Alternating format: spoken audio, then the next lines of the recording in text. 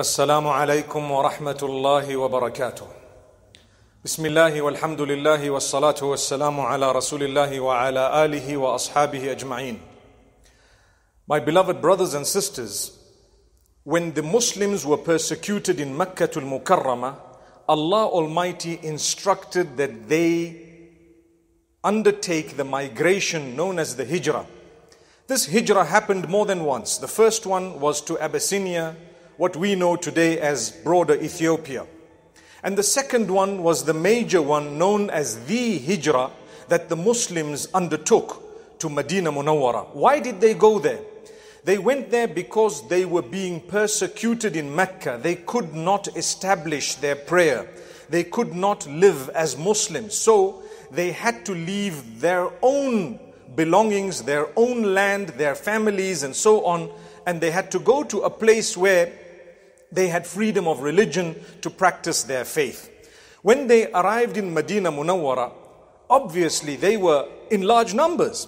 And the people in Medina Munawwara were also in large numbers, but it would never be easy to welcome thousands of people to your town or your city and to open your doors to them, not for one day or 1 week, or not for a month, but for as long as it takes. You know, it is actually unlimited. You don't know how long they're going to stay.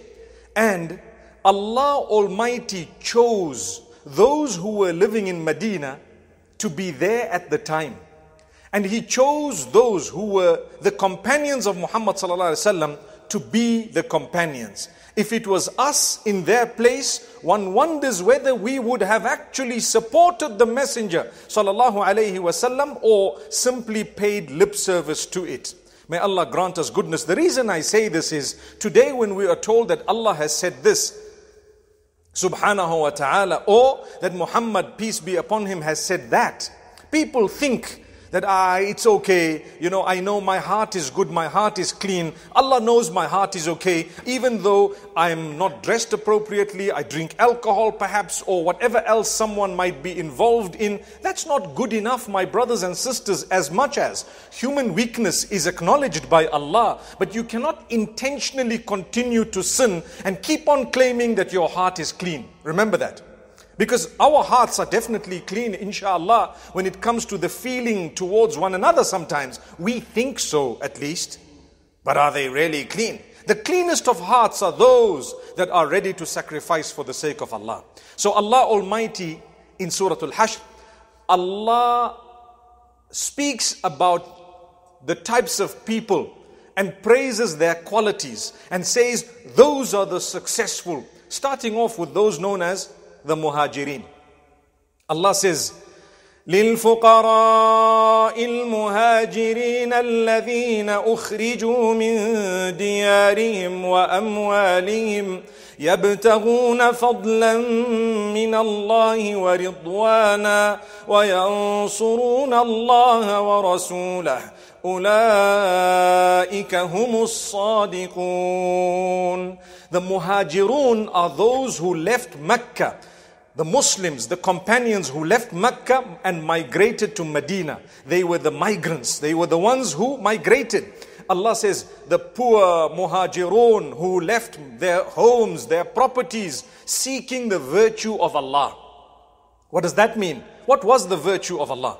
The ability to worship Allah the way Allah wants to be worshipped. That is the virtue of Allah. They did not leave their homes in order to earn wealth. They did not leave their homes in order to achieve something worldly. They left their homes in order to be able to pray correctly, in order to be able to fulfill the deen correctly, without persecution. Allah calls that fadl min Allah. Allah will give thereafter the world. He will throw it at your feet. When you rush towards the one who owns the globe, He will give you that globe.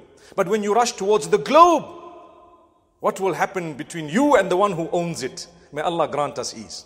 Remember this. It's very easy. Don't ever earn in the displeasure of Allah. In something Allah has prohibited, there might be temporary pleasure. It's not going to come with a lot of goodness in the near future. You earn with the pleasure of Allah. Even if it is hard, be honest to yourself, to Allah. How long is life? We've heard of death upon death. Today we heard of a death again. May Allah grant the marhumin Jannatul Firdaus. You don't know. There's no point in earning something in the displeasure of Allah. Allah calls the Muhajirun truthful because they accepted Islam in Mecca when it was very difficult to accept Islam. Many people today who want to revert to Islam, I'd like to think in some communities and societies they would get a reward very, very high. Perhaps not exactly equal to the Muhajirun, but who knows? Allah alone knows how difficult it is to declare that you're a Muslim at a time on the globe where Muslims are looked at with an eye of skepticism. May Allah protect us. So Allah says they were truthful. They knew, they followed what was in their heart. They were true in their belief when they declared Allah is alone to be worshipped. They were really truthful. So Allah says they, the Muhajirun, are the ones who left their homes, their properties and so on in order to go to Medina Munawwara to earn the pleasure of Allah. And in order to earn from the bounty and virtue of Allah in a halal way, in a beautiful way, Allah says they are the truthful ones. May Allah make us from those who realize that Allah comes first. The rest of it will follow. Those Muhajirun had almost nothing when they deserted or they had to leave their homes. In a few days, they started earning sustenance because the owner of the universe started throwing it towards them because they rushed towards him. Abdurrahman ibn Auf radiyallahu anhu arrived in Medina Munawwara penniless. Do you know, and I'm going to get to this, they shared with the Ansar. And who are the Ansar? I'll get to that too. But he had nothing at that juncture. He told his brother, and here when I say brother, I'm talking of a special type of a brother that the relationship was fostered through migration. And he said, show me where the marketplace is. That evening he came back with a profit. My man, you went to the market without a penny. How did you come back with a profit? That's Allah. Amazing. May Allah grant that to us. In a short time, Abdurrahman ibn Auf radiyallahu anhu became known as one of the most wealthy from among the companions. Now let's get to the second category of people whom Allah has praised. The Ansar. Who are the Ansar? The people who lived in Medina, who were the proprietors of the properties in Medina, who owned the businesses in Medina. They were welcoming their brothers in faith only, not in blood. Today we are not prepared to welcome a blood brother, but they were prepared to welcome more than a blood brother, a brother in faith. You say the Shahada, I say the Shahada. You're being persecuted, come to my home. That wasn't enough. I will give you half of my property. Allahu Akbar. We are not prepared to give half of our property to our own brothers. We fight over a few dollars and cents. But when it came to the Ansar, they shared that which they needed at times themselves. Allah praises that quality and He makes it known clearly that that is why they are successful. Because they protected their souls and themselves from the love of this world to the degree that even that which they needed, they gave it away when someone else needed it more. We will manage, don't worry, look at these people. Subhanallah, they welcomed them in their homes, they lived in their homes. These are the Ansar, the people of Medina. And the relationship, the Prophet ﷺ, through revelation, dictated to them that you will live with a family from among the Muhajirun. So each one was assigned a family. Imagine a strange family coming into your house, not for a day, 2 days, for a lifetime. And you have to share with them half of what you have.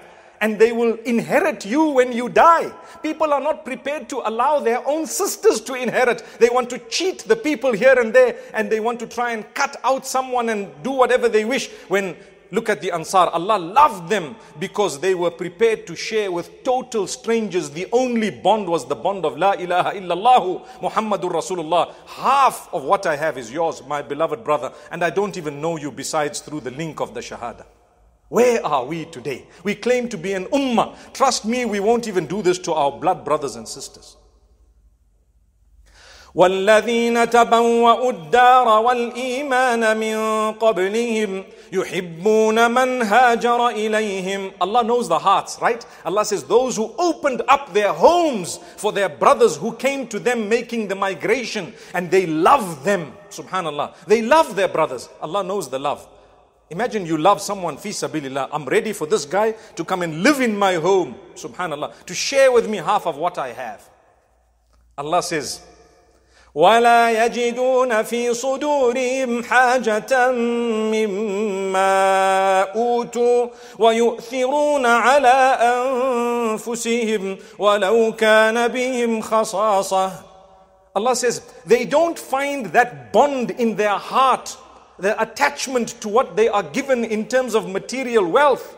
They are prepared and they have shared it. They give preference to others over themselves. Are you ready to give preference to someone who's a total stranger, who's only connected to you through La ilaha illallah Muhammadur Rasulullah, and you are ready to give to them something you need? The answer with us is a no. It's a no. May Allah forgive us. That's why we are not Sahaba. But for them, Allah says, وَمَنْ يُوقَ شُحَّ نَفْسِهِ فَأُولَٰئِكَ هُمُ الْمُفْلِحُونَ. Those who save themselves from the stinginess of their own souls are the truly successful. When you realize, I'm not the only important person here. People are more important than I am.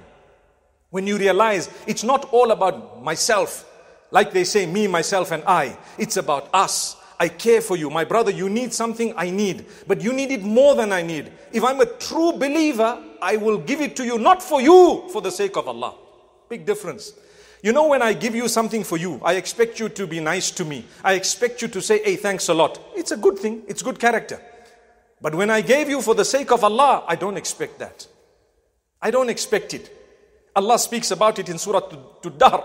Allah speaks about the good people. And Allah says, يُطْعِمُونَ الطَّعَامَ عَلَى حُبِّهِ مِسْكِينًا وَيَتِيمًا وَأَسِيرًا إِنَّمَا نُطْعِمُكُمْ لِوَجْهِ اللَّهِ لَا نُرِيدُ مِنكُمْ جَزَاءً وَلَا شُكُورًا. They feed for the love of Allah, the people who are poor, the people who are orphans, etc., etc. And they say to them, we are feeding you for the sake of Allah. We don't even want a thank you from you, and we don't even want you to show us the gratitude. Thanks is for Allah. Where are we today? That's why sometimes, and this will happen a lot, Allah tests us. You do something good to someone for many years, that is the guy who's going to talk against you and fight you. Do you know why? Allah wants to test you. Did you do it for me or for him? If you did it for him, it's over, it's closed. If you did it for me, you will see the reward of it. Even when he is fighting you, it's okay. You'll be so happy. Allah used me to do good to them. Today they are doing bad to me. It's okay. Oh Allah, my hisab and my account is written with you. The point I want to raise now, my brothers and sisters, learn a lesson. And let us all, myself included, learn a lesson from the Ansar. Allah gave them wealth, and Allah gave the Muhajirin wealth as well. When they learned that I belong to Allah and this wealth is temporary, I will share it with my brothers, my sisters. Whatever Allah has given you, share it. Life is too short. How much are you going to amass for yourself? Share it with others. Try to think of what others need. Reach out to them, talk to them, help them, give them a good word. People are going through a lot of hardship. We are all going through hardship. In the hardship, are you prepared to say, that one is going through more hardship than I am? Let me give him something for now. La ilaha illallah. Today we are going through a lot. The globe is changing while we are speaking. Trust me. Allah says, Ulaika humul muflihun. The true successful people are those who put others before themselves. Those are successful. Otherwise, you will not achieve success. When you put yourself before others, you will not achieve success. And this is the difference between materialism and faith in Allah.